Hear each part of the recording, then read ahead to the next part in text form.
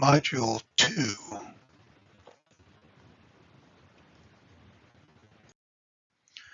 Safety is, again, paramount in a rescue operation, and your personal safety is your primary concern.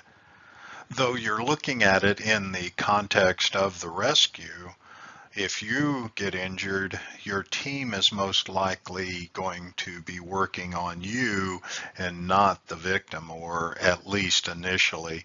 So not only does your personal safety impact the team, it impacts the whole rescue. Your next consideration is team safety. This is where the assessment and management of those risks are continual. This whole process has to be fluid and continual throughout the rescue event.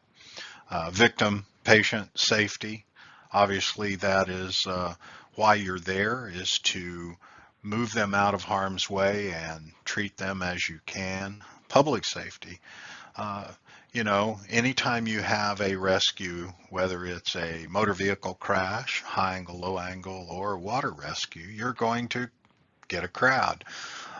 Keeping that crowd or those people at a safe distance, that kind of thing is important.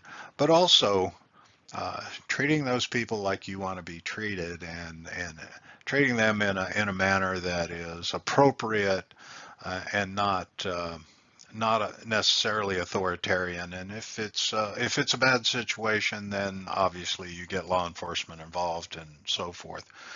Medical, that's a continual consideration. Your safety, your medical needs, the team, the patient, the victim.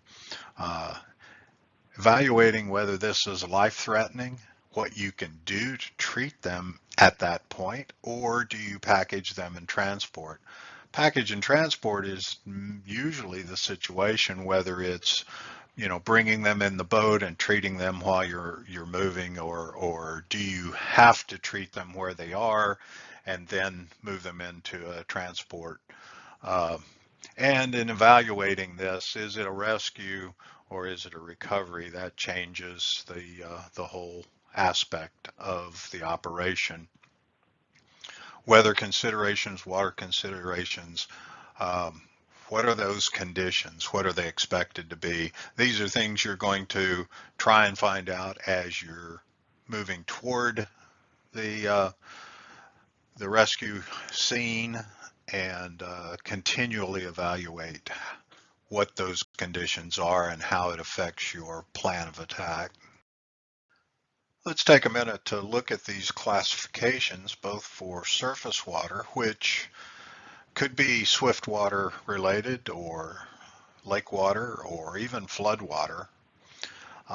Ingress, egress classifications, just understanding that they change depending on the environment, and you decide based on what you can see, do I go in at this location? Do I go out at that location?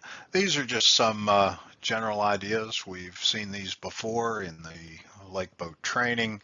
So take a moment to look over these. If you need to pause the video, just remind yourself of what these are.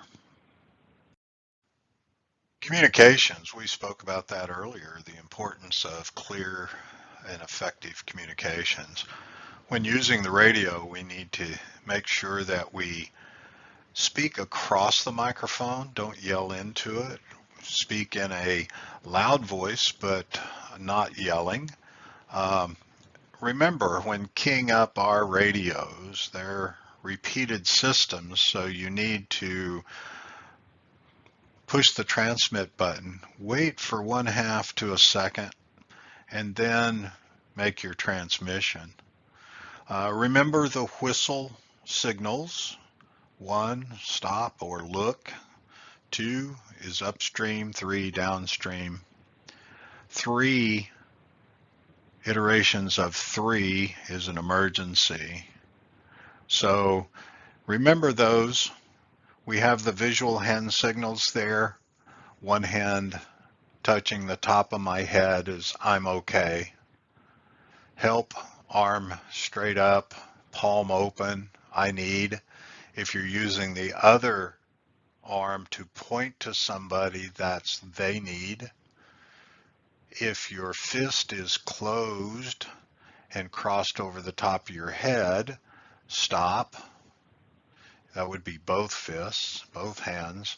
If you're driving a boat, obviously you would use one fist over your head to indicate stop.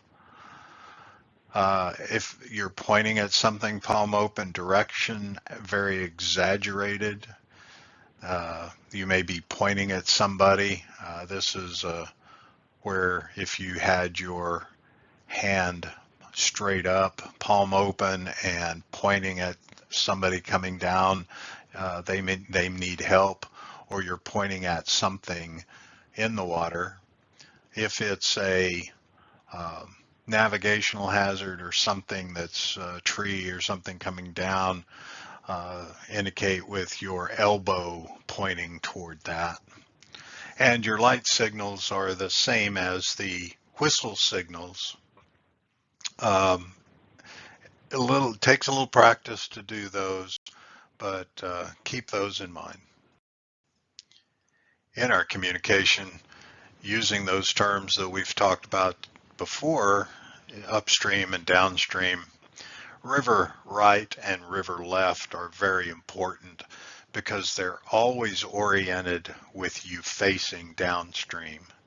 So if I'm looking upstream and I say river right, it's actually on the left of my body because all orientations on river left and river right are from a downstream perspective, you looking downstream.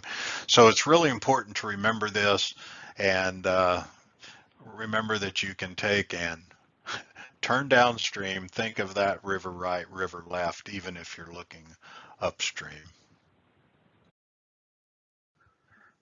You have finished Module 2. Now go take quiz number 2.